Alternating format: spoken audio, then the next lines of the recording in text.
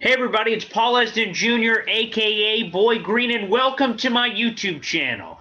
And I'm wearing this shirt, all gas, no break. That's because that's exactly what this YouTube channel is going to be, because it's officially the off season for every team. The Super Bowl wrapped up this past weekend. Folks, it's the off season. We're going to have draft content. Free agency is only a month and change away. So, first off, before you do anything else, make sure you hit that subscribe button because we're going to have a lot of wonderful guests, including, here's a tease, the biggest guest we've ever had on this YouTube show in history. A man I've idolized. A man that I have quite frankly admired for years will be joining us on this YouTube channel to talk NFL draft and New York Jets. So that'll be coming up in the near future. So make sure you guys subscribe to the channel so you can get this. And also, this is a mock draft Monday.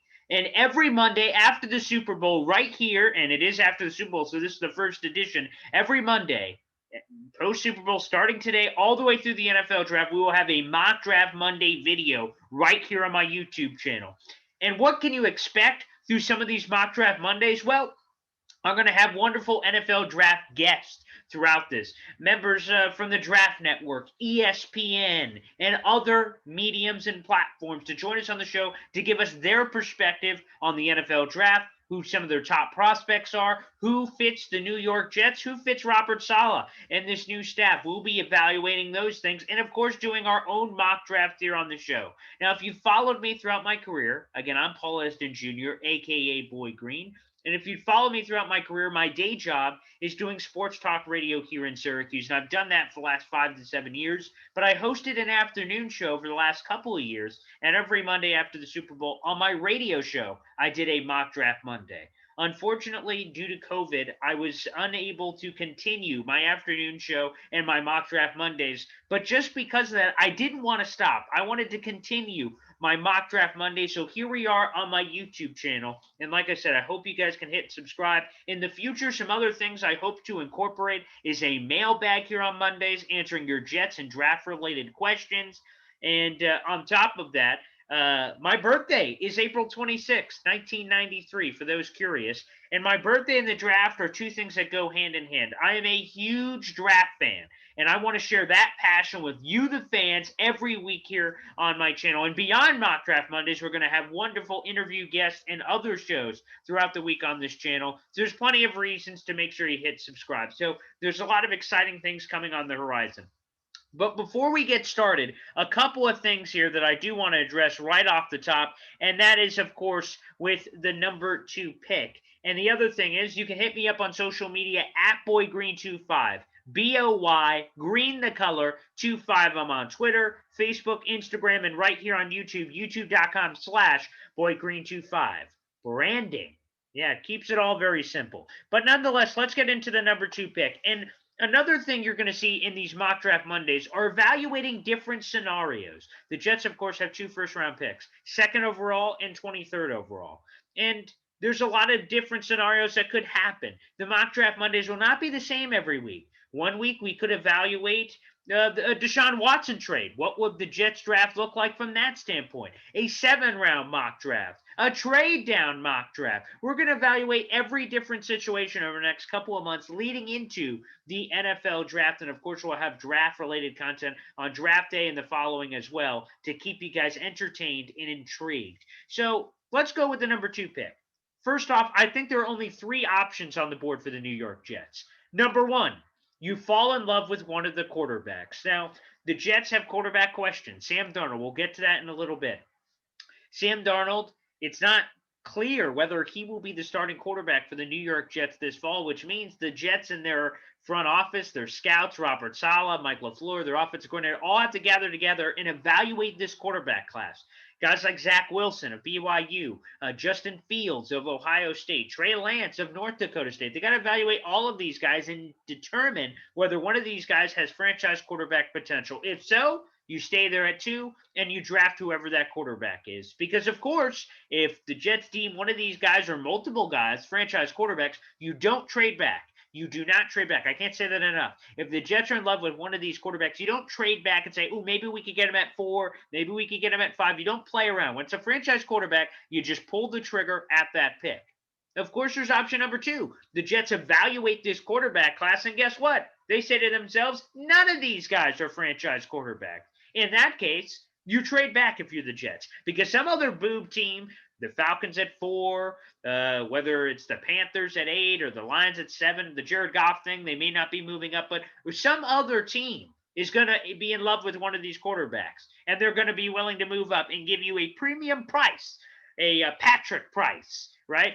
Or Rodgers rate to move up in the NFL draft. I'm not sponsored by State Farm, so if they want to throw some money my way, I appreciate it. But either way, okay, they could potentially trade back because another team is going to be in love with one of these quarterbacks. From the draft experts I talked to, they believe this is an incredibly strong quarterback class. They could see as many as 5 quarterbacks going in the first round. Some even say 5 quarterbacks in the top half of this draft, which would be remarkable if we saw something of that magnitude. Nonetheless, someone's going to want one of those quarterbacks, so you trade back if you're the Jets and you get a king's ransom, because there's no other position of value that is available here with the number 2 pick that makes sense to stay there and pick it, not named a quarterback. It's not last year. There's no Chase Young on the board that if you're a non-quarterback team, you go, okay, pull the trigger on Chase Young, there you go. Because, of course, the Jets need edge help, and they've needed edge help since John Abraham days, and that's going back a ways here for the New York Jets. And, of course, there's option number 3 with the number 2 pick. You go all in on Deshaun Watson, who has a riff with the Houston Texans organization. The Jets are in the mix. The Dolphins are in the mix. But anywho, the Texans say they don't want to trade him. I think there's a couple of mile markers to keep an eye out for. First off, free agency is March 17th this year. That is the start of the new league year. That's when the Texans are going to have to start making some decisions because these NFL teams aren't going to wait. The quarterback carousel is spinning. We've already seen Matthew Stafford and Jared Goff get moved. Carson Wentz is going to be moved in a matter of days. Sam Darnold could be moved. We'll talk about that in a few minutes. So the carousel is spinning. And if the Texans wait too long, all these other teams are going to make their decisions on quarterback. So they're running out of time from that standpoint. But ultimately, I do believe he's moved. We'll see if it's for the Jets. If it's the Jets, you go all in. Those are the only 3 options with the number 2 pick in my mind. It's draft a rookie quarterback, trade the pick so someone else can take a quarterback, or you go all in on Deshaun Watson. To me, those are the only options on the board for the New York Jets. Let's get into Sam Darnold right now, which is, again, opens up the possibilities for the number 2 pick. Adam Schefter said this week there is a, quote, end in sight between Sam Darnold and the New York Jets. And he's indicated that the Jets and Joe Douglas have taken numerous calls on Sam Darnold, and they haven't hung up. They've listened. Again, that shouldn't be surprising. Joe Douglas has been very adamant, very upfront that he will take phone calls. Of course, that changed because back when he said this initially, he said he wouldn't take calls on Sam Darnold, but obviously things have changed. He's had some rough moments. Is it Adam Gase? Is it Sam Darnold? Is it both?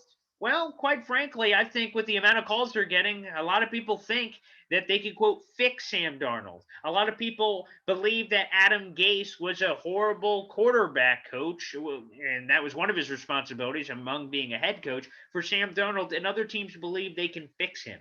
I believe ultimately they will get a late first-round pick. You could go back to the tail of the tape. Go back on my YouTube channel. I've talked to a lot of different guests, and that guest was Connor Rogers, so there's video evidence. But I was saying it even before that, of talking to Connor and saying, I think they get a late one for him. I think there's going to be enough quarterback movement this offseason. There's obviously enough interest. I think a lot of teams are interested. I think the Bears, if they lose out on the Wentz sweepstakes, the Washington football team, Carolina, New Orleans, Indianapolis, those are just off the top of my dome. So I think ultimately Sam Darnold will be flipped. The Jets could get a late one. And if you think about the draft assets there, first off, that would give the Jets 3 first-round picks this year, 7 picks in the top 100. And, they're in a great spot. Even pre-Sam Darnold trade, they got 6 picks in the top 100, 4 first-round picks over the next 2 years, 18 picks over the next 2 years. So they've got plenty of ammo for that.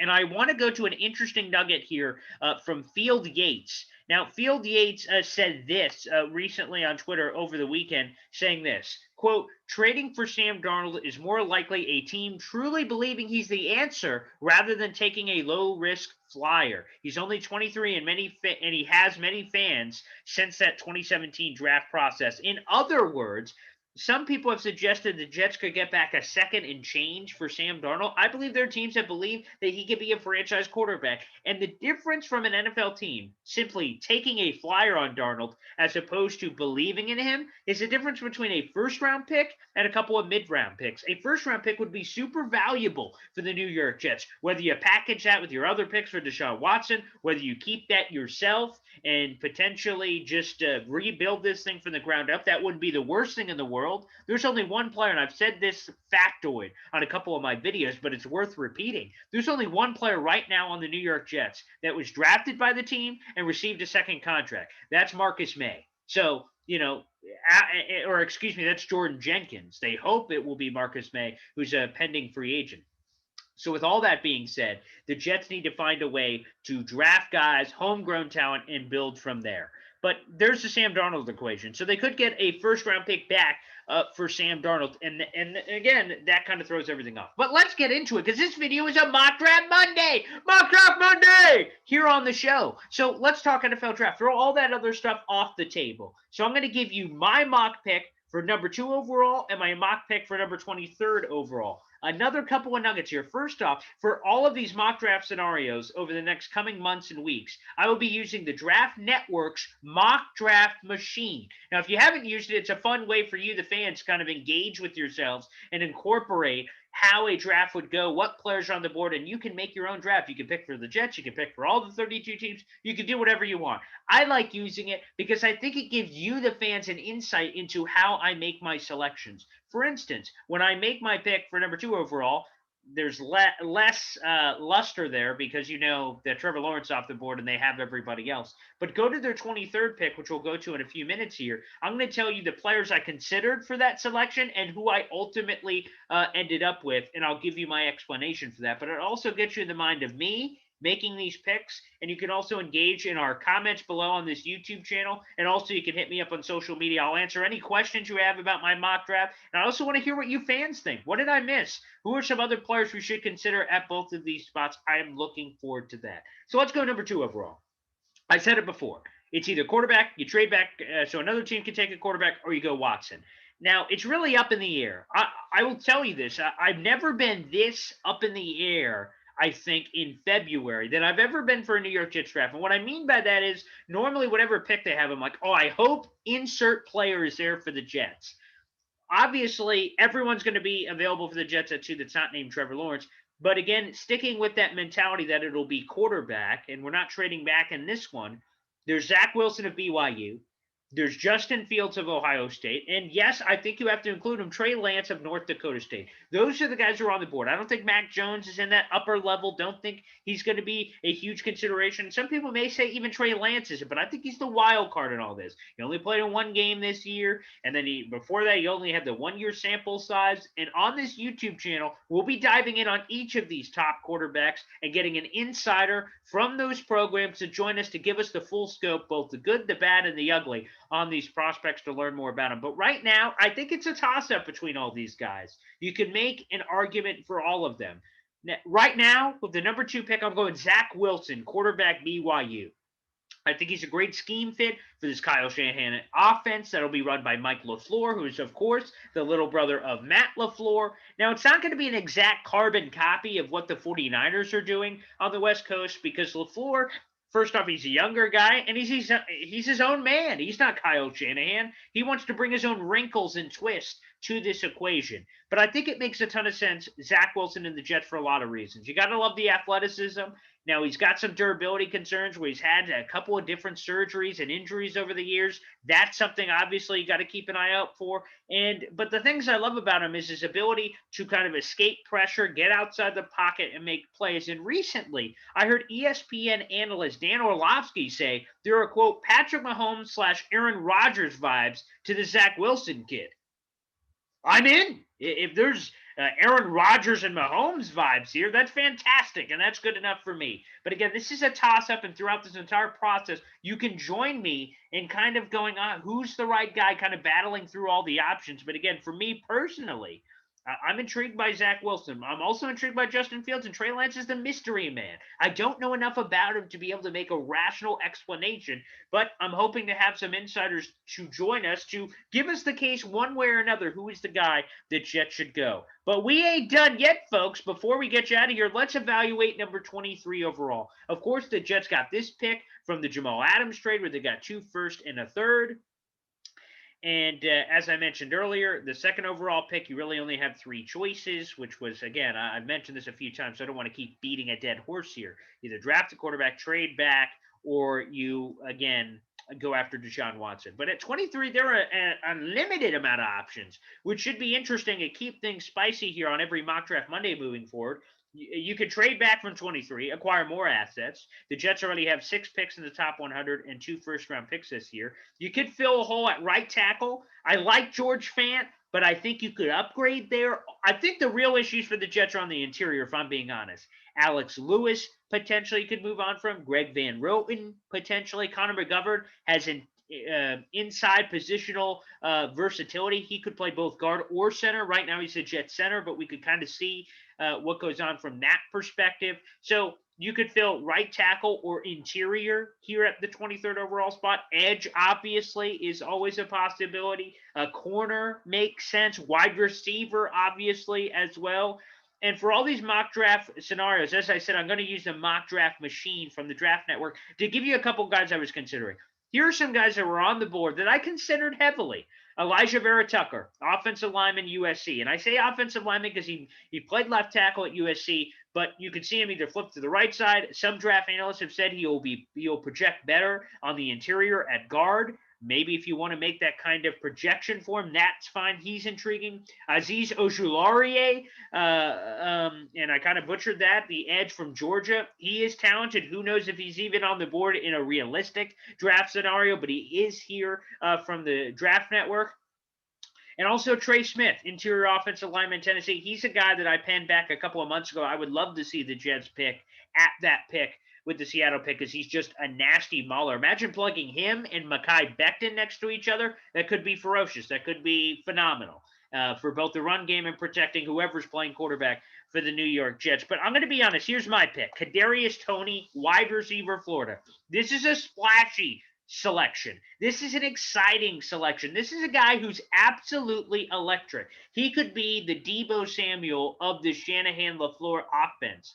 In his senior year, he finally blossomed. He had 70 receptions, 984 yards, and 10 touchdowns as a senior, and it took him a while to get there. If you look at the first couple years of his career, the stats aren't there.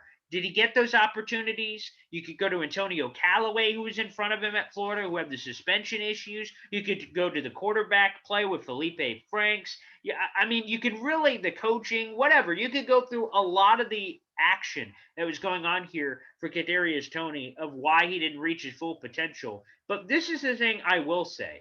This is a guy that took full advantage of his senior year opportunity. He can attack every level of the defense. He has explosiveness. It's hard to deny.